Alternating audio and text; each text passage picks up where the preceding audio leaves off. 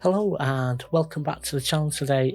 In today's video I thought I would show you a new feature that's come into Adobe Photoshop this week, which might be very useful for photographers, and it's a feature called super resolution. And basically what that does is it takes a smaller image of a smaller resolution, and by using the magic of advanced AI and artificial intelligence, it can actually increase the resolution of an image without losing any quality. So I think it will be a very useful feature for us photographers to get to know of. So what I'll do is in this video we'll go through a few images and I'll show you how this feature works.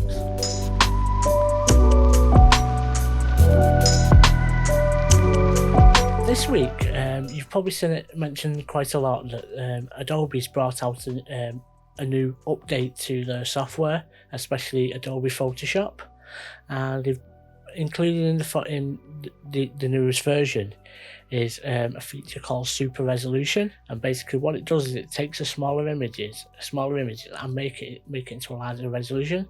So for example, it could change an 8 megapixel photograph that you may have took a few years ago and increase it up to maybe 30 megapixels. So basically what it does is it increases it by 4 times. What I thought we'd do is I would go through this image and we'll learn ourselves, because it's a new feature that I've only picked up this week, and it's something that I've wanted to play with. In Photoshop, I've got this image loaded up that I took probably about 15 years ago now, and it was taken on an 8 megapixel digital SLR. So as you can imagine, it's a very small image, so you're not going to really get a massive image to print out. So basically what you have to do is you have to open it in Adobe Camera Raw. Now Photoshop is set up to only open basically certain types of files in Adobe Camera Raw, mainly RAW files. So firstly what you have to do is you can either open it via Adobe Bridge, or you can set Photoshop to open up all your images, regardless of whether they're JPEGs, TIFFs, or Adobe Camera Raw or Camera Raw files that come straight from the camera, to open them up in Adobe Camera Raw. So first what I'm going to do is I'm just going to jump into me Photoshop and then into preferences, and you'll see the preference at the bottom called Camera Raw. Now obviously it's a slightly different route for Windows users. So I think you go to maybe Window and then Preferences on Windows. So obviously it's a very similar setting, it's just in a different place if you're using a Windows machine. So I'm going to click on the Camera Raw, and what you have to then do is you have to go to File Handling, and then what you'll see is an option here for JPEG, HEIC files, which is what the iPhone uses, and TIFF handling. Now what will happen is you'll find out that it will, when you open it first, it will come up with these options. It'll say automatically open JPEGs and HEIC files with settings. So that's a file that you've already edited within Camera Raw previously. So if you change that to automatically open all supported JPEGs and HEICs, and then do the same for the TIFFs as well, and then click OK. And then what will happen is if you open a JPEG file, it will always open in Adobe Camera Raw. So I've got this image here, I'm just going to open it now, and as you can see here, it's opened up in Adobe Camera Raw. I'm using 2 screens here, so it just disappears off onto the second screen. That's the reason why I have to keep dragging it in. And as you can see here, it has a very similar setup to Adobe Lightroom, in the fact that you can adjust the exposure and the contrast. You can do a bit of color grading like you would in Lightroom. So if you're used to the Lightroom interface, you'll probably be very used to this type of image, this type of interface. So what I need to do is just for the obviously for this image here, you can see at the bottom here It's an 8-bit file, and it's 3456 by 2304 pixels, which makes it an 8 megapixel image. So as you can probably imagine, this you wouldn't get quite a big file out of this, because it's a very, very low megapixel count. It's 8 megapixels. It was taken on I think it was a Canon 350D probably about 15 years ago, and as you can probably tell, obviously that was back in the days when we were getting around to the first digital SLRs, and they weren't high megapixel counts like we have today. But this might be a useful feature for us to take older images and make them higher resolutions to basically produce prints. So what you need to do is, on the image, you need to right click, and then it'll go to enhance. And what you need to do is just give it a few moments to just work its magic. So normally if you was opening a raw file, you would get a box here. Obviously, because it's a JPEG, it's not going to open that raw details file. So what you can do is you can actually scroll through the image, and if you click on it, it takes the enhance away.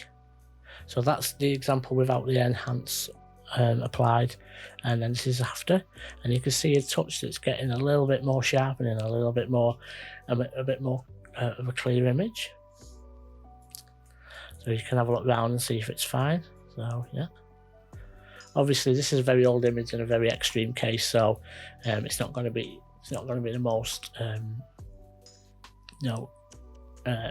best case scenario, but I'm presuming it's going to be a good thing in the fact that it's going to take an old image and make it a bigger, higher resolution image without any quality loss. I'm hoping for. So I'm going to click the enhance button.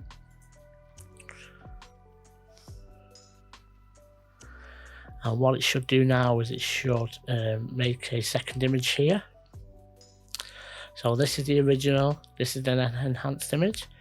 And as you can see here, it's gone from being 3456 by 2304 to 6912 by 4608, and created a 31.9 megapixel image. And you can just, if you need to move the image about, you can just press the space bar and you move the image in, and then all you need to do is to click and zoom out, zoom in and zoom out. So as you can see here, it's created quite a high detailed image. Obviously there's a lot of artifacts and it's a little bit fuzzy, but it seems to have done a really good job of making of improving the image and making it a bigger image. So I can imagine that with modern day images and modern day cameras, it could do wonderful things with the newer cameras and the higher resolution images. But to be honest with you, for an image that's 15 years of age, probably 15 years old, on an 8 megapixel camera, I think it's done an absolutely fantastic job of taking an older image and making it into a higher resolution. So I'm just going to click open on that now, and we'll have a quick look at see what it does. So what it's done is it's obviously created a DNG file, and then it's created 6912 by 4608, and as you can probably see here,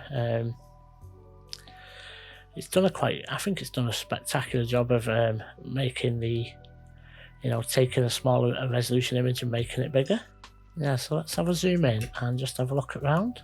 Obviously it's not done a great job, it's not done the best job, but obviously this is very new software and it's only just come out, so I could presume that they're going to obviously make it better and it'll become better the more that they work on it and the more that they develop on it. But I think for a photographer, it could be a very useful piece of software, especially if you're one of these, if you've ever done what I might have done in the past, where I've gone out and added the photos on the wrong settings, and you've took maybe a JPEG, or you've took a JPEG, a lower resolution image. I'm sure this type of feature could be very useful. to make a smaller image into a bigger image. That was just a little showcase of a new feature that Adobe's put into Adobe Camera Raw into Photoshop this week, and I just thought it would be something that would be interesting to show on the channel. Shows you a little bit of editing, it shows you a little bit of an introduction to Adobe Camera Raw. Adobe Camera Raw can be a good alternative to Lightroom if you don't want the absolute complications of Lightroom. The problem with Lightroom is that it can be quite overwhelming at first because there's so much detail to it, whereas this, it just takes all the editing features and takes that are in Lightroom and in one simple box, so you can literally just focus on the editing. So what I might do is I might just do a little bit of a tutorial on Adobe Camera Raw in the future and spend just 10 minutes editing a photograph. So if you want that, just tell me below and I'll see if I can arrange that for you. Hopefully you enjoyed that little tutorial and that little wander around one of the new features in Adobe Photoshop. So if you like what you see, then please leave me a thumbs up below.